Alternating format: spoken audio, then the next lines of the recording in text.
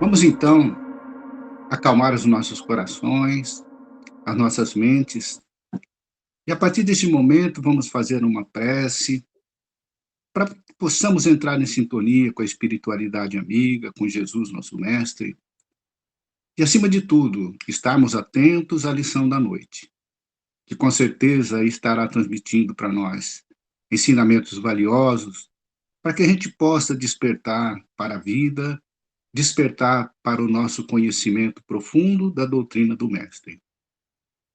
E um convite para que a gente possa refletir a respeito da nossa vida, da nossa conduta, se estamos nos conduzindo de acordo com os ensinamentos de Jesus, que nos trouxe a luz e espera que cada um de nós cumpra a missão que está a, nosso, à nossa disposição.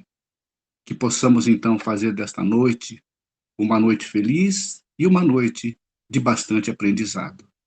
E que assim seja. É sempre uma alegria estar aqui com vocês.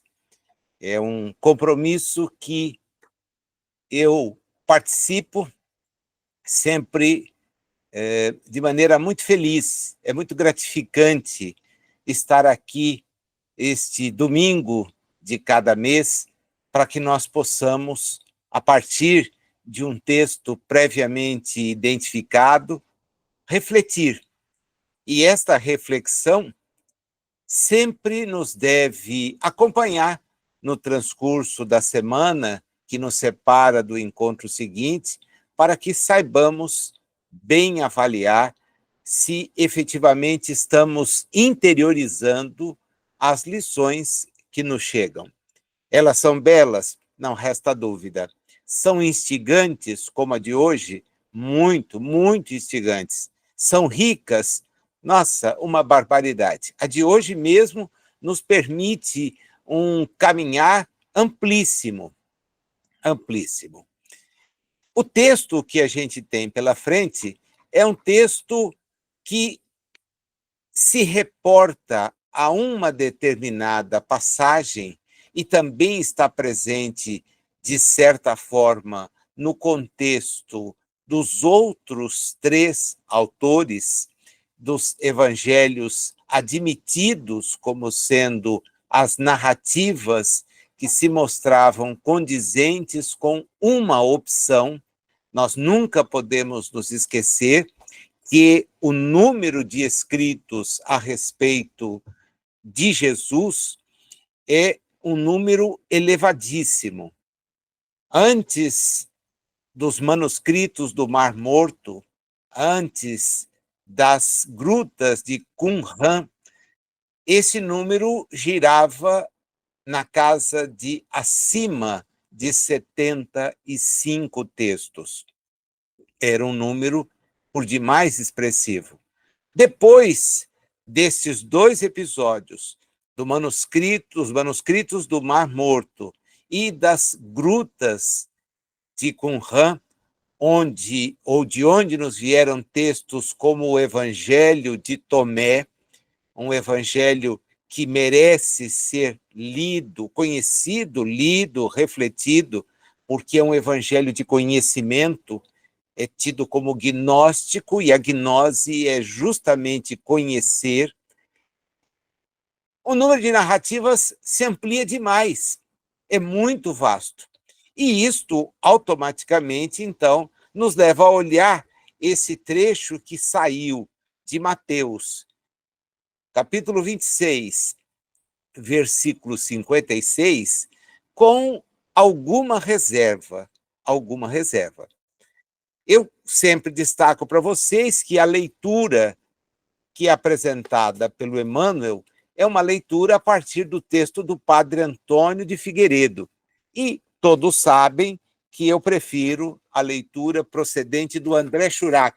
Não é novidade para ninguém, porque eu sempre me reporto a ela. Aqui está o texto, a Bíblia, o Evangelho de Mateus, Matiá, que é a tradução do Churac. E ela é um pouco diferente dessa que a gente tem, e a partir dela, então, eu começo o nosso raciocínio. Tudo isto acontece para cumprir as escrituras dos inspirados. Então, os adeptos, todos, o deixam e fogem.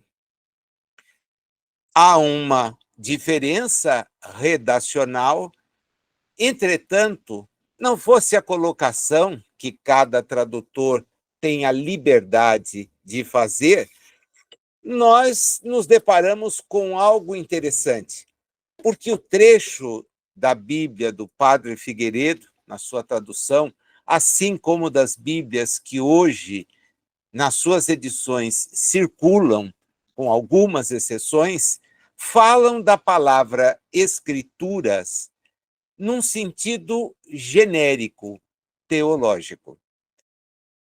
O Churac se reporta ao fato deste texto escrito ser um texto de alguém inspirado. E isso, então, nos leva à primeira e necessária reflexão. Que texto de inspirado seria este? Eu não tenho dúvidas que é um texto de Isaías, um livro que está colocado na estrutura dos livros dos inspirados e que, particularmente em 2 capítulos, 52 e 53, apresentam uma figura que foi identificada por um teólogo alemão no ano de 1892. Ao comentar o texto de Isaías, Bernhard Duhan apresenta a figura do chamado servo do Senhor, ou, como comumente hoje é conhecido, o servo sofredor. Isaías, nestes 2 textos, capítulo 52, versículo 13, 53, versículo 12, fala desta figura que é, então, identificada modernamente como sendo o servo sofredor. Jesus, naquele instante, e é esta a razão pela qual isto vai aparecer no contexto das informações que nós não sabemos se são originalmente presentes, mas se nós voltarmos a alguns versículos anteriores, no mesmo capítulo de Mateus, vamos ver ele dizer que aquilo que houvera sido esperado talvez não ocorra da forma como eles se imaginavam. Todo o movimento que o leva a ser preso tem 2 faces. A face daqueles que dirigiam o templo, que o viam como um inimigo, alguém que tinha uma posição, uma postura de confronto ao que eles ensinavam e praticavam, e, ao mesmo tempo, havia os seus seguidores, que o imaginavam como sendo o futuro rei de Israel. E aquela era uma noite-chave, porque ele houvera sido recebido com euforia por parte daqueles que estavam para celebrar uma festa, a festa da Páscoa, a Pessá, que era uma das festas para as quais toda a população era convidada a comparecer. Então, a cidade de Jerusalém, que era uma cidade grande, estava repleta de pessoas. E estas pessoas haviam ouvido falar sobre um certo rabi galileu. Para os que habitavam a Judéia, esta era uma situação de muito desconforto, porque a Galileia, na visão deles, era uma região menos elevada, menos digna, uma periferia para a qual as atenções não deveriam se voltar. Dizer que vinha da Galileia alguém com uma mensagem e a ponto de ocupar a posição de ser o rei, o que haveria de libertar Israel, era extremamente complicado. Mas alguém entende que Isaías está se referindo a Jesus nessa figura do servo sofredor. Não é uma leitura fácil, numa conclusão fácil, porém, teologicamente, é possível inserir textos, contextos, para trabalhar aquilo que a gente quer defender, a ideia teológica que se quer defender. Então, para o pós-Jesus, não da época, para o pós, no momento em que vão se instituir as bases do que será denominado cristianismo, um pouco mais tarde, era interessante dizer como está apresentado no texto que serve de comentário para Emmanuel. Tudo isso aconteceu, a prisão, o sofrimento, a fuga, para que se cumprissem as escrituras dos inspirados, como diz o André Churac. O fato dos seus seguidores terem se dispersado e terem-no deixado é para nós facilmente compreensível do ponto de vista do instinto de sobrevivência. Ele houvera sido preso e, evidentemente, o seu destino estava selado. Haveria uma pressão de natureza político-teológica por parte dos sacerdotes e de outros grupos de Jerusalém para que ele fosse eliminado. Não quiseram fazer isto e conseguiram que César, justamente porque a ideia de proclamar-se rei era uma ideia não concebível para Roma, havia apenas um imperador, havia apenas um líder que deveria ser reverenciado. Os reis dos lugares onde Roma exercia o domínio eram muito mais porta-vozes de Roma, sob o controle rigoroso das legiões romanas que ali estavam estacionadas, do que outra pessoa. Era alguém que reina, mas não governa. O governo, a arrecadação de impostos, o domínio era todo ele romano. Pois bem, eles fugiram para se defender e, óbvio, para poder depois cumprir a tarefa. O tempo todo em que ele esteve com eles, ele os preveniu. Eu não vou estar, mas há uma tarefa que vocês precisam cumprir. Nós vamos ver que mais tarde essa tarefa de levar aquilo que ele havia transmitido para além daquela situação que seria toda destruída, anos 70, Roma resolve destruir Jerusalém, ele levou aquilo tudo, foi levado por Saulo de Tarso. Foi Saulo quem peregrinou pelo Mediterrâneo todo, em 3 longas viagens, fundando comunidades para falarem, para refletirem sobre o que Jesus havia ensinado. Então, essa é uma questão que parece óbvia. Emmanuel não usa esse caminho teológico. É muito interessante, porque ele é um caminho complicado. Dizer que estava previsto é algo que não admite uma leitura tranquila, não é tranquila mesmo. Basta que a gente estude um pouquinho de teologia e constata que essa ideia era o Messias para os membros de Israel, não é. Aguarda-se a vinda do Messias. Para os de Qumran, também não era. Jesus era alguém cuja postura todos eles admiravam, mas não o viam como alguém que viesse libertar Israel da forma como os inspirados do passado haviam previsto. A gente não pode nunca se esquecer que são relatos históricos sobre o povo de Israel, sempre sujeito à dominação, seja o cativeiro da Babilônia, seja o cativeiro levado a efeito pelos egípcios, é sempre um povo apreendido, são pequenas comunidades, são tribos que não têm a estrutura, salvo quando mais tarde, através de Salomão, terão o templo para se reunirem, mas mantendo as suas diferenças. É uma história de um povo que encontrou graças perante um protetor espiritual que resolveu denominar de várias formas.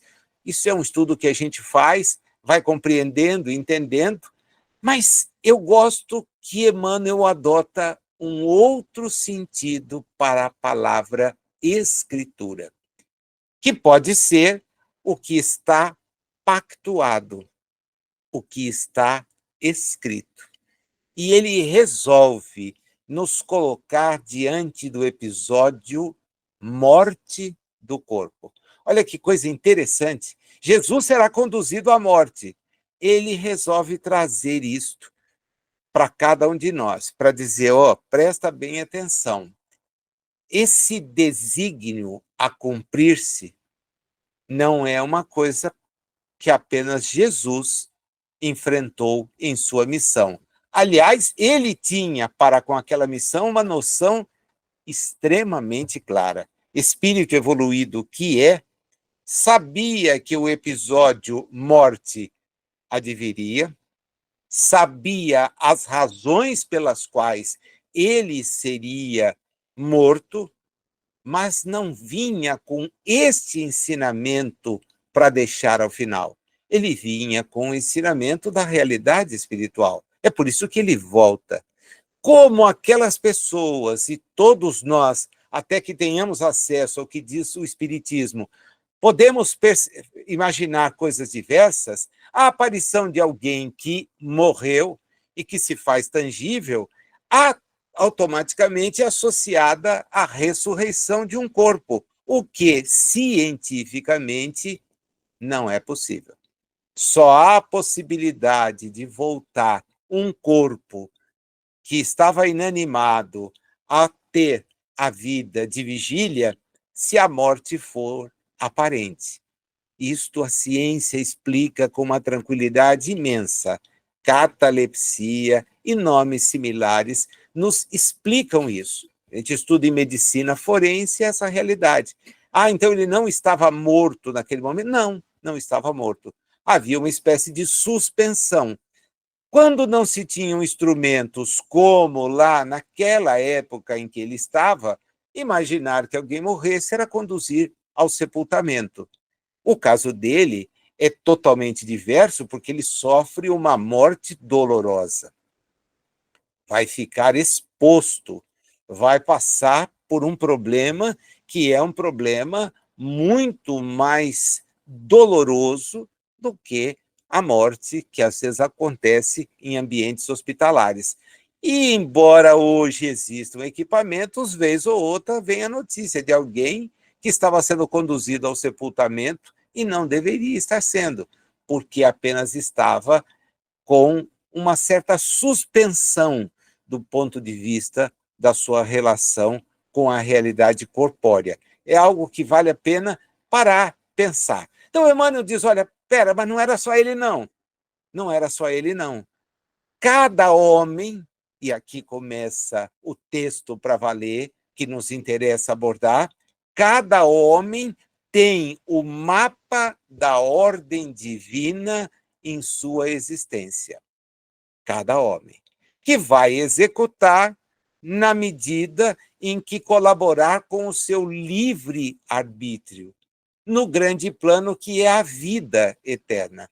Os espíritos, quando interrogados por Kardec, e aqui vale a pena depois a gente retornar lá no capítulo 3º da parte 2ª do Livro dos Espíritos, o livro 2º, que nos fala a respeito de questões ligadas a esse tema, mas particularmente questões 149 e seguintes, nós vamos aprender ali que o espírito, depois de morto o corpo, retorna para onde efetivamente deve permanecer, que é a realidade espiritual.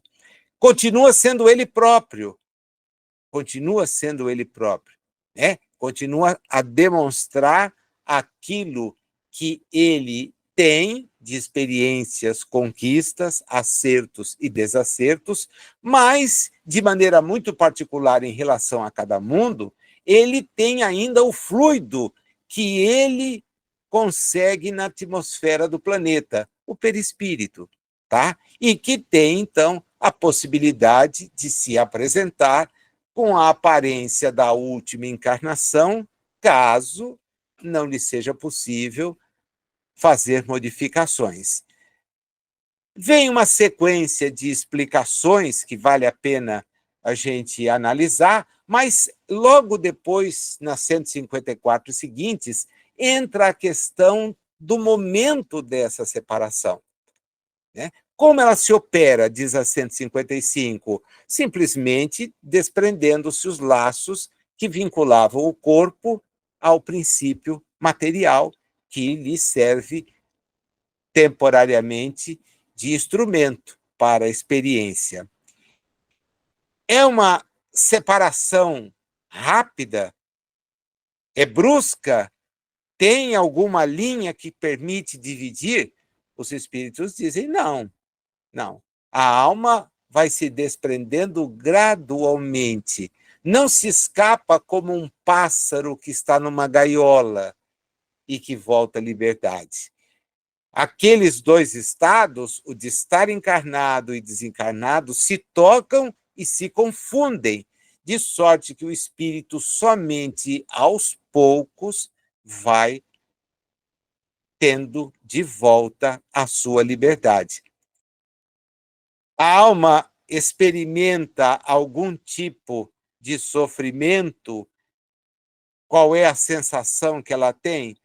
Aí vem a lição que o Emmanuel, então, nos transmite, onde ele vai buscar os fundamentos para tudo o que nós vamos revisar agora. Se praticou o mal, ele vai se sentir envergonhado e tentará obter uma nova oportunidade. Se fez o bem, já é diferente. Ele sente o alívio, como se um grande peso pudesse abandoná-lo, ele não pudesse ser deixado, ele não teme mais o olhar prescrutador. É isto que ele nos mostra na lição. Toda criatura pensante, isto é, o espírito, não ignora que será compelida a restituir o corpo de carne à terra. Qualquer pessoa, qualquer espírito sabe que a sua existência é provisória. Pode tentar esticá-la, pode tentar iludir-se que o corpo permanecerá em suspensão para amanhã, quando existirem técnicas, etc, etc, etc, mas essa não é a verdade. Todos nós deixaremos a experiência. Em que momento? Bem, alguns têm até condição de precisá-lo, outros não. E é por isso que ele vai a fundo, dizendo que companheiros menos educados, isso é, menos evoluídos, sabem intuitivamente que, e nos apresenta 3 coisas para a gente pensar. Primeira, comparece a um exame de contas. Com quem? Consigo mesmo. Acertei? Errei. Em que proporção? Segundo, vai se defrontar com paisagens novas além do sepulcro. Não diz a natureza destas paisagens. Diz que elas são novas. Terceiro, vai colher, sem mais nem menos, o fruto das ações que houver semeado no seio da coletividade terrestre. Isto é a volta de quem terminou a experiência. E aí, ele que saiu do menos educado, começa a falar do homem comum, porque diz que o homem comum, aquele que não buscou instruir-se, ele acha que esse contrato, esse pacto, que ele se reportou logo no início do texto, ele é impreciso, não é claro, né? Ele continua a insistir nas suas rebeldias. Sabe que esse instante acontecerá, mas não paro para pensar no que será quando eu tiver que fazer esta jornada. Para os que fazemos, e todos nós fazemos muitas jornadas, saber que ela se encerrará pode sim representar a perda de uma oportunidade fantástica de ter avançado, mas outras surgirão. Entretanto, para aquele que imagina que a existência é uma só, a sensação é de completo desconforto, de muita preocupação. Diz ele para nós refletirmos profundamente. Ainda que a gente não preste atenção, ainda que a gente tenha alguma intuição, a Escritura, principalmente nos parágrafos da morte, terá que ser cumprida. Ela não deixará de ser cumprida. E o momento, diz ele, nesse particular, surge sempre com múltiplos pretextos para que as determinações divinas se realizem. E aí ele diz, esse instante fatal não vai, ainda que nós nos sintamos cercados e que os nossos familiares experimentem, como via de regra experimentam, perplexidade, temor, tristeza, dúvida, interrogação dolorosa, esse instante vai nos levar a ter que parar sozinhos para examinar 3 outras questões: os nossos atos, as nossas palavras, os nossos pensamentos de cada dia. De cada dia. Jesus encara o fenômeno morte, inclusive prevenindo aqueles que o seguiam. Ele aconteceria. Sabe que é uma separação momentânea, porque espírito celeste que é, tornaria. Tem uma tarefa por cumprir, e que cumpre até hoje, tentando envolver os espíritos que aqui estamos na jornada de evolução, para que ela seja efetiva. Porém, aqueles que estamos ainda sem uma compreensão exata, talvez desconheçamos que o pacto, a escritura, o compromisso nosso com as leis divinas, pressupõe ser aprovado neste exame diário, de atos, palavras e pensamentos. Isto revela a evolução que atingirmos. É por isso que os espíritos disseram que quem agiu no bem encontra na morte um momento de libertação. Mas e quem não agiu? Quem não quis modificar-se, modificar a sua maneira de ver as coisas, bem, certamente guardará consigo sentimentos, sensações que não são confortáveis, não trazem a alegria que experimenta aquele que fez e bem a parte que lhe competia. A ideia, então, da Escritura tem um outro significado. É o pacto que cada oportunidade reencarnatória nos oferece. Porque, na realidade espiritual, amparados ou nem tanto, nós temos condições de avaliar muito melhor do que quando estamos aqui reencarnados. Aqui, nós apresentamos todas as desculpas possíveis. Eu estou ocupado, tenho coisas, tenho que sobreviver, o filho para formar, a casa para construir, o carro para trocar, a viagem para fazer. Desculpas não nos faltam para deixar de modificar esses 3 pontos importantes: nossos atos, nossas palavras e nossos pensamentos.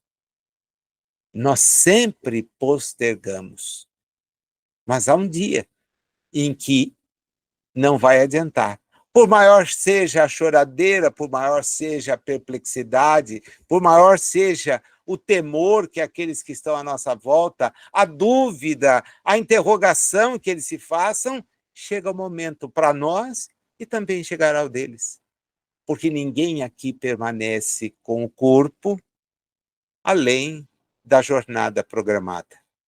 Vamos voltar. E vamos voltar tendo que dar contas. Então, felizes são, concluo eu, os que já entendem que estas contas são prestadas para consigo mesmo. Nada de temer um juízo, um tribunal, um juiz implacável, nada disso. Essas são construções teológicas e falsas. Eu encontro consigo a consciência. Onde estão inscritas as leis divinas? Na consciência, asseveram os espíritos. Então, aquele que pensa, aquele que já conhece, pode refletir. É o convite da semana, para que a gente, então, pare e pense.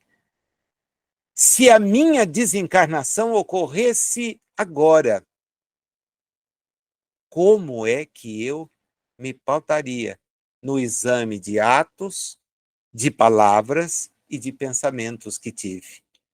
Vocês certamente se lembram de alguém que deixou uma belíssima mensagem no Livro dos Espíritos e que todas as vezes que a gente volta a ela, fica abismado.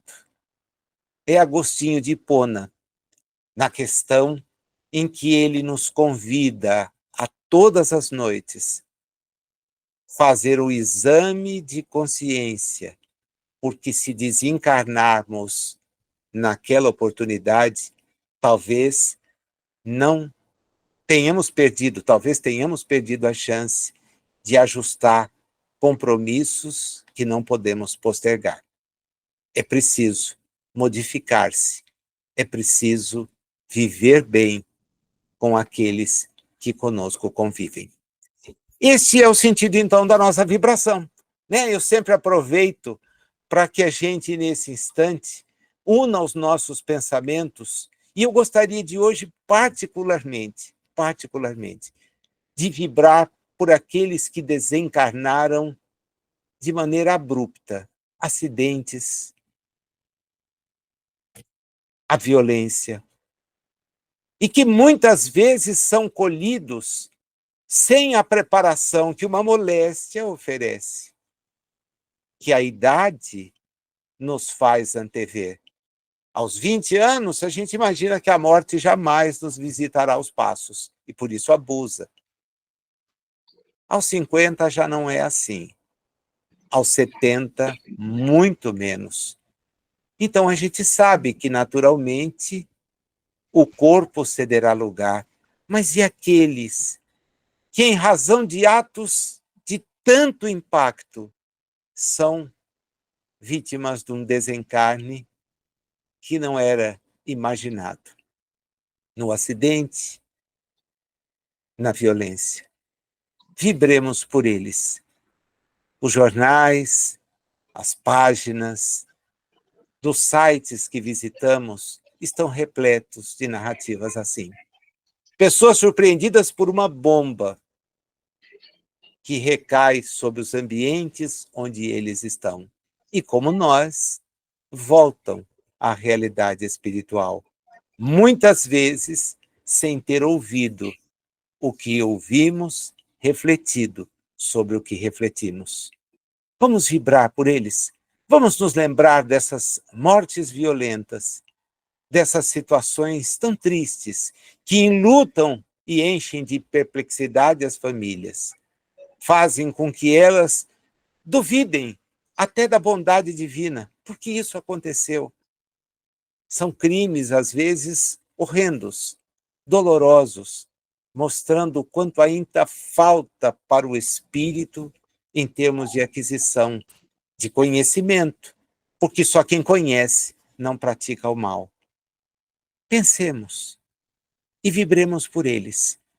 São criaturas que merecem a nossa solidariedade, a nossa compaixão e o desejo de que se reequilibrem, porque o amparo espiritual nunca falta, é verdade. Entretanto, é preciso guardar méritos para ter condições de percebê-lo presente. E, às vezes, isso não se dá. Pensando nesses nossos irmãos, nós lhes endereçamos agora a nossa vibração mais sincera. E a cada um de vocês, o agradecimento pela companhia. Os minutos voam. Eu tenho a sinalização de que está acabando aqui de casa mesmo, não do Carlos César ou da Fátima. Vem a sinalização e, de repente, já foi, passou mais rápido, talvez, do que eu gostaria. Para cada um de vocês, o meu muito obrigado e o desejo de muita paz.